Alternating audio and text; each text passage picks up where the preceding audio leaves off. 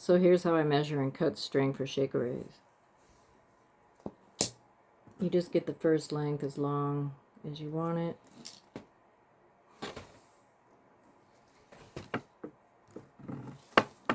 I hope the camera is doing this right.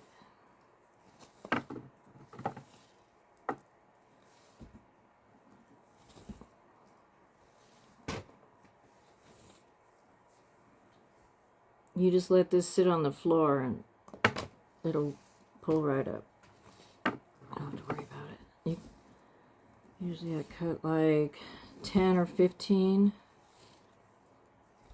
at once for like a 30 piece one or whatever, until it's uncomfortable to hold it all in your hand. And then the end where I cut that, you just, can you see that? You just cut all these till they're all cut. And then you've got 10 ready to string on your